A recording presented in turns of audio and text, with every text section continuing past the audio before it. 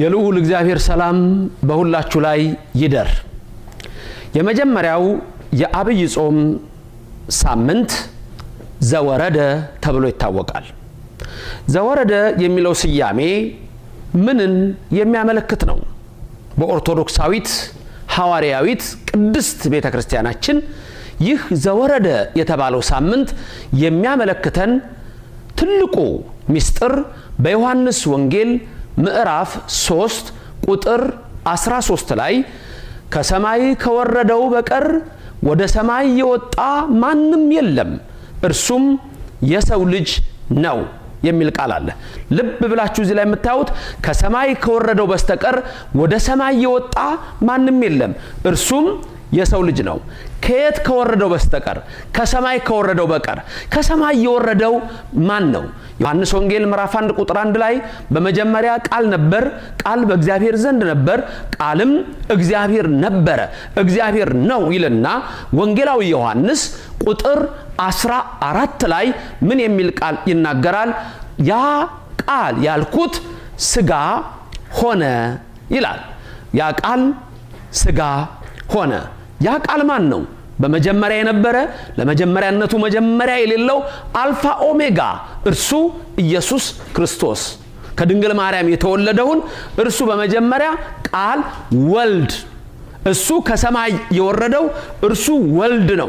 ከሰማይ ከወረደው በስተቀር ወደ ሰማይ የወጣ የለም ማለቱ ደግሞ ከድንግል ማርያም ተወልዶ ስሙን ኢየሱስ ብላው ስሙን አማኑኤል ብላው በሐዋርያት ሥራ ምዕራፍ 1 ቁጥር 9 ላይ እንደተጻፈ ጌታችን ኢየሱስ ክርስቶስ ሞትን ድል አድርጎ ተነስቶ ወደ ሰማይ በሚያርግበት ሰዓት ደቀ መዛሙርቱ ሁሉ እየተመለከቱት የገሊላ ሰዎች እርሱ ወደ ላይ ከፍ ከፍ ከፍ ብሎ ወጣ፣ ከዓይናቸውም ተሰወረ ብሎ ይናገራል። በርቀት ሳይሆን በርቀት አረገ። ያንን የተዋሃደውን ሥጋ ይዞት ወጣ።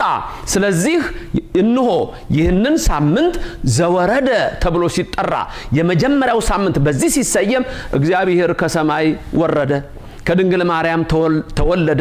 ያ ከሰማይ ከወረደው በስተቀር ደግሞ ወደ ሰማይ የወጣ የለም ማለት ሞትን ድል አድርጎ ሙስና መቃብርን አጥፍቶ ከሰማይ የወረደው ኢየሱስ ክርስቶስ እርሱ የሁላችን አዳኝ የሁላችን ቤዛ እርሱ ወደ ሰማይ አረገ።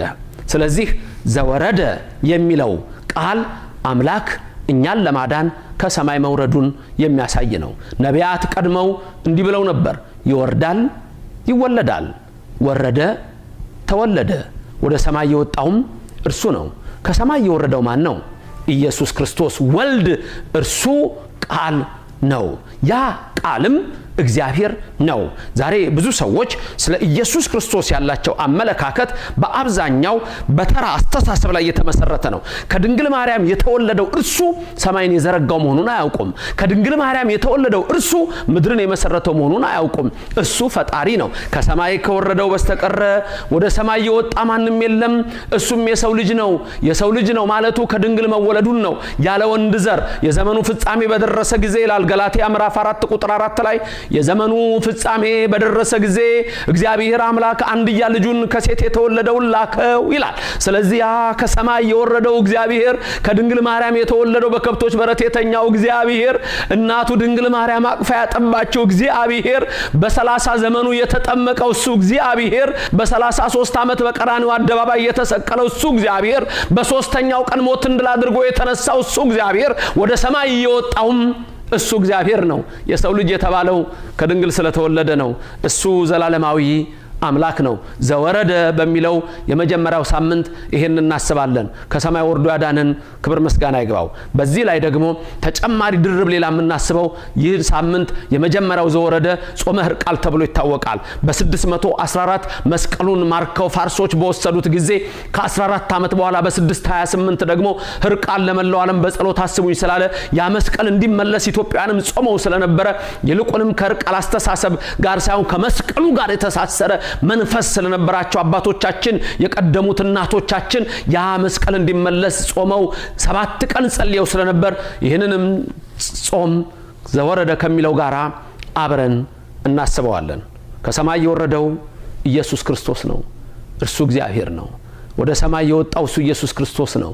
እሱ እግዚአብሔር ነው።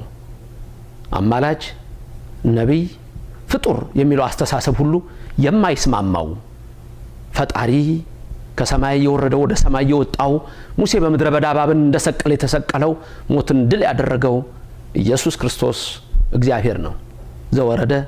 ይሄንን እናስብበታለን። የሰማነውን በልባችን ያሳድርልን።